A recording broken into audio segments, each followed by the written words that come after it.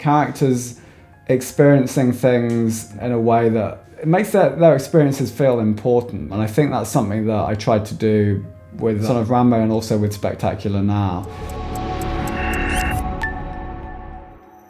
Both films, interestingly, are shot in anamorphic.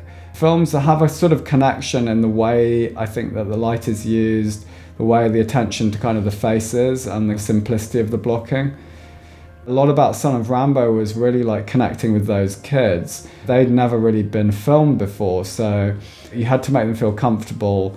You had to realize that they were not technically they were not gonna be able to kind of deliver the same performance for 3 different angles, for 5 different takes on each angle. So it's like, how can I tell this scene, in the best way, the most economical way? Certainly on Spectacular Now, the idea was, to get this kind of authentic experience of this kind of young couple falling in love, really. How do you capture that in a way that we haven't seen it before? Because I think we've all seen that kind of high school story, a number of times. So one of the things that was kind of interesting for me was, instead of the A to B narrative, what are the in-between moments that you don't normally see in that relationship? And what are the imperfect moments? What are sort of the pauses between the conversations that are so much part of like that age and that experience, in a way that is that experience. So how are you doing, Amy? I'm good. I'm really good. How are you, Sutter? I'm good. Good. Yeah. I operated the camera myself on both those movies in order to be kind of really close to the actors, because also I think with Spectacular Now, you had 2 actors in Shailene and Miles who were about to explode, but actually they were still they were 19 when we made that film. They had this wonderful innocence still that we wanted to capture, and I think in a sense peeling away the number of people that were kind of, the other side of camera was really important. And I think building that connection for me, the triangle between the actor, the director and myself created this really incredible circle of trust. And I think we were able to take the performances and take the kind of integrity of those performances, and therefore the experiences kind of feel, big in a way. And I think you pick up on that as a viewer. It's a hard thing to kind of quantify, but I think, the process actually leads you to that point if you're sort of respectful of it. Me and James Ponzol, we screened about 6 films together, projected, and we kind of discussed this a lot, and that was sort of our prep together. And in that process, we realized we wanted to keep the 2 of them in shot as much as possible together, keep the editing down to a minimum.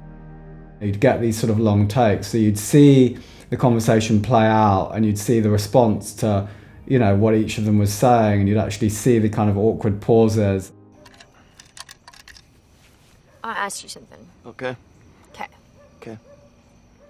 And that's a very different experience to a kind of more streamlined exchange where you're back and forth, and a lot of those spaces get cut out. Those spaces become key to us. There's several long takes in the film, and there's a 5-minute conversation before he first kisses her in the woods. Amy, you're absolutely beautiful. Oh my God, no.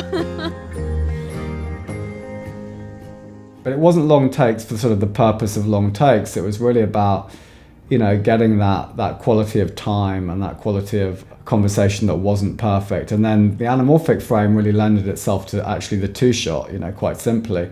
It's easier to get 2 of them in the shot. It's a format that works really well. Often I would start in kind of a wide shot and develop into a tight 2-shot, for example. I'm thinking of the scene where they're at night on the slide, and it's 1 take, starts in a wide shot, leads the camera in, and you kind of end on this medium close-up of this kiss. On Son of Rambow, what we found was the kids were best on the first take or the second take, and then they'd never do the same thing again. They've both become fantastic actors, by the way, and they even were very, very gifted when we shot that, but it's great to see them fly. At that point, the technicalities of then repeating that performance in a close-up was sort of really hard. So doing the developing shots was a really great way to kind of deal with that, because you could kind of get the whole performance in 1 take.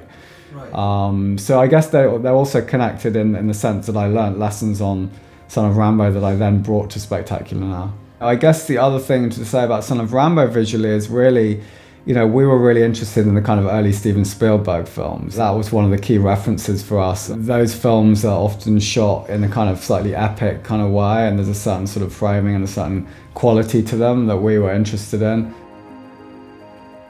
I think lens-wise for me, Son of Rambow was sort of all about the wide-angle close-up. We were using these close-focus anamorphics, and I actually remember shooting a test. I took these two kids out and we looked at using a wide-angle anamorphic lens close-up on their faces. And there was something about him being like 2 inches away from that 50mm lens and sort of seeing the world behind him. You sort of entered the world of those kids in a way which was the experiential sort of nature of what we wanted to achieve. My name is Garth Jennings and I'm the director of the film. Garth and I kind of studied together at St Martin's, so we sort of knew each other.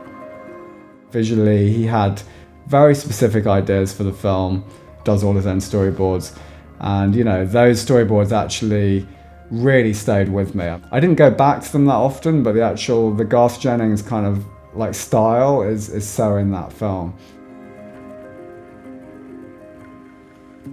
That process was fantastic. James Ponsoldt is a great director and a great kind of film lover. Both of us enjoy the projected image. We weren't able to kind of project dailies all the time on that film, but you know, we were able to kind of get this like art house cinema in Athens, Georgia, where we were shooting for like, you know, a couple of hours in prep for you know, 5 or 6 days. And so we took that opportunity to like look at these films on a big scale.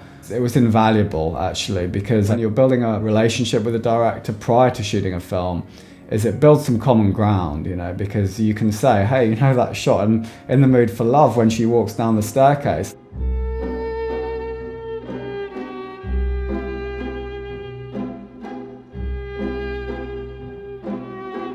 I wanted to have that kind of pacing, or, you know, close-ups in The Last Picture Show, they were really key. You can just have that kind of common frame of reference. Having had that experience, just the two of us in that cinema, like talking through these movies. And the way we did it was he'd bring one film that he loved, and then I'd bring one film that I loved.